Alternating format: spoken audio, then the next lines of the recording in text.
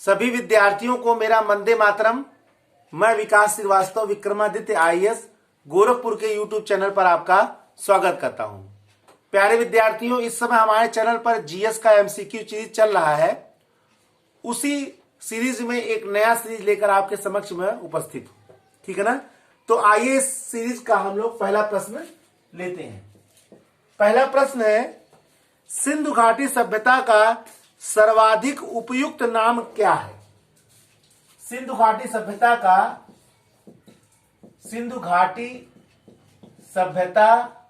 का सर्वाधिक उपयुक्त नाम क्या है? सर्वाधिक उपयुक्त नाम क्या है? अब आप ये सोच रहे हैं ये प्रश्न क्या है। आप जरा भी देखिए, इस प्रश्न में आपको बहुत ही गहन अध्ययन मिलेगा। सैंधव सभ्यता, नंबर बी हड़प्पा सभ्यता,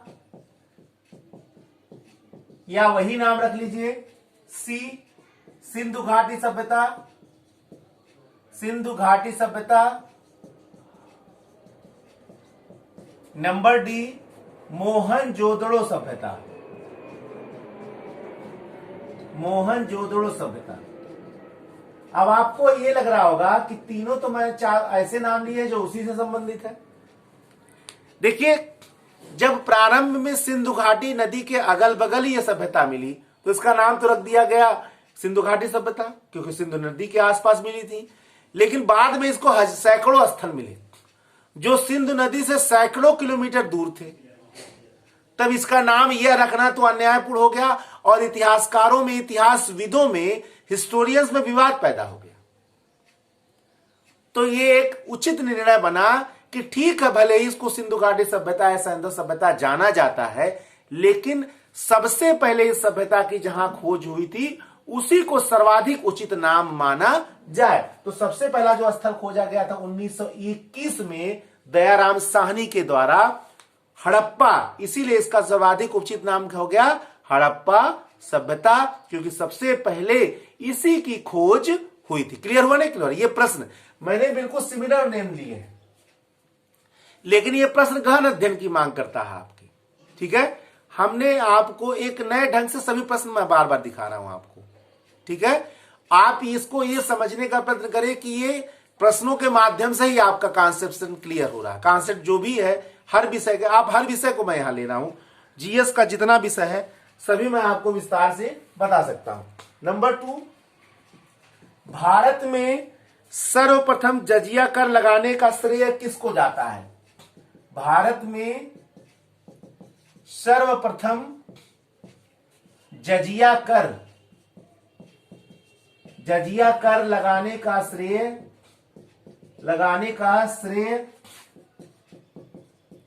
किसको जाता है?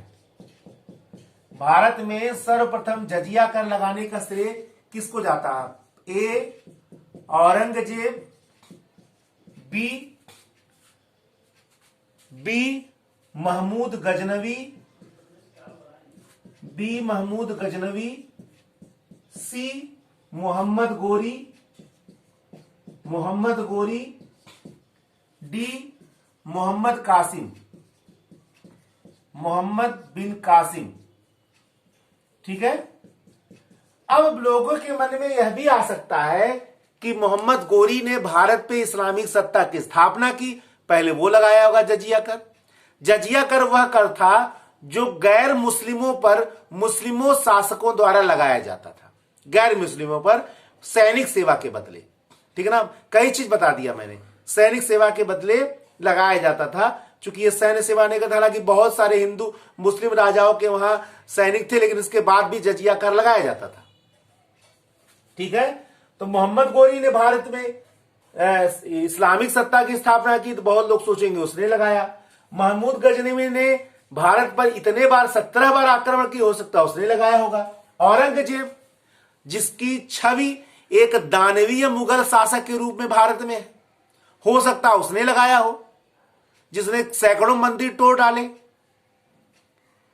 अपने खानदान का कोई भी ऐसा रिश्तेदार नहीं था जिसकी हत्या औरंगजेब ने न की हो, चाहे वो बेटा हो, चाहे वो बेटी हो, चाहे वो भाई हो, चाहे वो बाप हो, चाहे वो दोस्त हो, चाहे वो भतीजा हो, किसी कोई ऐसा नहीं था जिसका खाल औरंगजेब ने नहीं उधेड़ा। तो बहुत लोग सोचेंगे उसने लगाया होगा, बिल्कुल गलत है। इसका सही उत्तर है मोहम्मद बिन कासिम। 711 में मोहम्मद बिन कासिम ने जब सिंध विजय किया तो पहली बार हिंदुओं से या भारतीय संस्कृति पर मुस्लिमों का शासन स्थापित हुआ और मोहम्मद बिन कासिम ने गैर मुस्लिमों पर जजिया कर लगाया। लेकिन इसमें भी और भी बहुत सारी विशेषताएं हैं और मैं अपने नेक्स्ट लेक्चर्स में और भी गहराई से बताऊंगा कि हिंदुओं में किस पर उसने नहीं लगाया। बहुत लोग ये भी सोचते हैं कि भारत विजय का श्रेय मोहम्मद बिन कासिम और अरबों के शक्ति को दिया जाए, यह बिल्कुल गलत है। भारत के कुछ लोगों ने गद्दारी की जिसके वजह से मोहम्मद बिन कासिम सिंध को जीत सका। उसके जीत का श्रेय जो है मोहम्मद बिन कासिम को नहीं देना चाहिए, कुछ गद्दारों को देना चाहिए।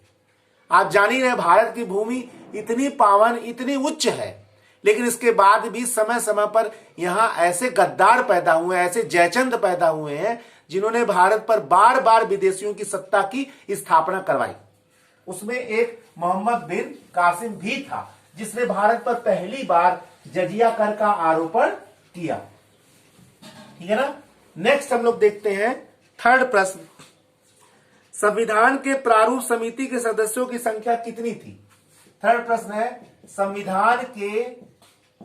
संविधान के प्रारूप समिति के सदस्यों की संख्या कितनी थी। संविधान के प्रारूप समिति, ड्राफ्टिंग कमेटी, संविधान के प्रारूप समिति के सदस्यों की संख्या कितनी थी। अब आप ये भी सोच रहे होंगे कि ये कौन सा प्रश्न है, ये बहुत टफ प्रश्न है और इसमें ये आईएएस सब में पूछा जा चुका है। ठीक है ना। जरा अभी मैं आपको प्रश्न बताऊंगा। नंबर ए 6, बी है 7, सी है 11 और डी है 15। तो इसका सही उत्तर है संविधान के प्रारूप समिति में सदस्यों की संख्या 7 थी और इस ड्राफ्टिंग कमेटी के अध्यक्ष कौन थे, डॉक्टर भीमराव अंबेडकर। अब देखिए प्रश्न घुमाएगा कैसे एग्जाम में। प्रश्न को ऐसे पूछ सकता है कि अंबेडकर सहित संविधान के प्रारूप समिति ड्राफ्टिंग कमेटी में कुल कितने सदस्य थे। उत्तर होगा 7। अंबेडकर को छोड़कर संविधान के प्रारूप समिति में कुल कितने सदस्य थे, तो उत्तर होगा 6। देख लीजिए, अगर आप कंफर्म नहीं जान रहे तो सहित और रहित दोनों पूछेगा, अंबेडकर सहित या अंबेडकर रहित। रहित पूछेगा 6 होगा, सहित पूछेगा 7 होगा, या प्रारूप समिति में जैसे मैंने सामान पूछा कुल कितने सदस्य थे, 7 उत्तर होगा। ठीक है ना। तो कई बार होता क्या है कि हम मेंशन नहीं कर पाते प्रश्नों पर, अपने आप को केंद्रित नहीं कर पाते हैं और वहां एग्जाम में सहित और रहित के में फंस। अंबेडकर रहित कुल कितने सदस्य थे, 7, 6 हो गए। अंबेडकर सहित कुल 7 हो गए। ये कॉन्सेप्ट आप मन में जरूर बना के रहिए। किसी दिन संविधान सभा की जो समितियां हैं उनके प्रमुख सदस्यों और प्रमुख समितियों प्रमुख सदस्यों के बारे में भी आपको जरूर बताऊंगा, वो नेक्स्ट वीडियो में। ठीक है। ये हम लोग धीरे धीरे प्रश्नों के, मैं प्रश्न के अंदर भी कई प्रश्न आपको दिखाता हूं और आगे और भी इन प्रश्नों में कई कई प्रश्न मैं बताऊंगा जो हो सकता आप ना जानते हो। चौथा एक महत्वपूर्ण प्रश्न है और अर्थव्यवस्था के गहन अध्ययन की मांग करता है। क्या स्टेटमेंट जरा सुनिए। एक देश गरीब है, एक देश गरीब है क्योंकि वह गरीब है। एक देश गरीब है क्योंकि वह गरीब है। ये एक प्रसिद्ध स्टेटमेंट है और अर्थव्यवस्था का पूरा स्वरूप हमारे समझ रखता है। ये प्रसिद्ध स्टेटमेंट किस अर्थशास्त्री का है, यह कथन किस प्रसिद्ध अर्थशास्त्री का है, यह कथन किस अर्थशास्त्री का है, कौन से अर्थशास्त्री का यह कथन है कि एक देश इसलिए गरीब है क्योंकि वह गरीब है। ठीक है ना। अब जरा हम लोग यहां रखते हैं एडम स्मिथ, नंबर बी पहला option Adam Smith, number C अर्थशास्त्र के रचयिता Chanakya, number C Ragnar Nurkse, number D Rosenstein रोजन,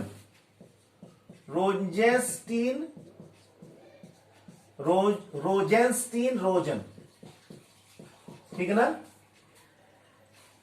सॉरी रोडान, ठीक है।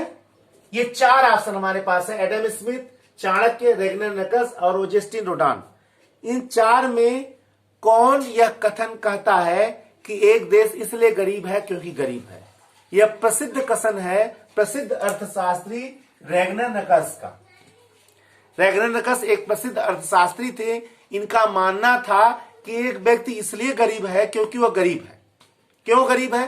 क्योंकि गरीब है तो उसे उचित लालन पोषण नहीं मिल पाया, पालन पोषण नहीं मिल पाया तो उचित शिक्षा नहीं मिल पाया, उसी शिक्षा नहीं मिल पाया तो उसकी कार्यकुशलता घट गई, तो वो कम कमाया और कम कमाया तो गरीब हो गया। तो गरीबी का दुष्चक्र, यानी गरीबी पैदा करती है। हालांकि ऐसा होता नहीं है हमेशा, लेकिन ज्यादातर यही होता है। तो एक देश इसलिए गरीब है, एक व्यक्ति इसलिए गरीब है क्योंकि वह गरीब है। ये इस प्रसिद्ध आर्थिक घटना का आकलन करने वाले महान अर्थशास्त्री कौन थे?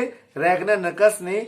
यह प्रसिद्ध स्टेटमेंट है अर्थशास्त्र का और आपको यह जरूर जानना चाहिए, ठीक है।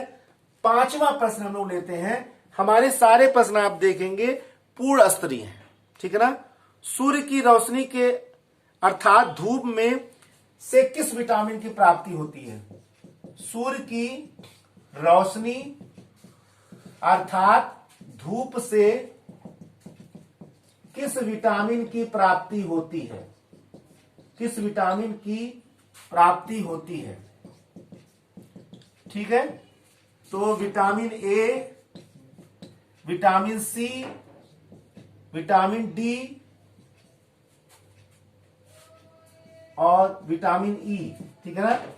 ए, vitamin C, vitamin D, vitamin E. तो सूर्य की रोशनी में विटामिन डी की प्राप्ति होती है और सूर्य की रोशनी में ही प्रमुख रूप से प्राप्त होता है विटामिन डी, ठीक है ना। इसलिए सूर्य की रोशनी कितना आवश्यक है आप इससे अंदाजा लगा सकते हैं। विटामिन, इसीलिए विटामिन डी को सनशाइन विटामिन भी कहा जाता है। विटामिन डी को सनशाइन विटामिन भी इसीलिए कहा जाता है क्योंकि इसकी प्राप्ति किसमें होती है? सूर्य की रोशनी में या सूर्य की किरणों में या धूप में, ठीक है ना। कुछ भी प्रश्न बन सकता है, सूर्य की रोशनी में, सूर्य की किरणों में या धूप में किस विटामिन की प्राप्ति होती है। 6ठा प्रश्न लोग देखें। दक्षिण भारत की गंगा, दक्षिण भारत की गंगा किसे कहा जाता है? यानी किस नदी को दक्षिण भारत की गंगा कहा जाता है? नंबर ए कृष्णा नदी, नंबर बी कावेरी नदी, नंबर डी सी गोदावरी नदी,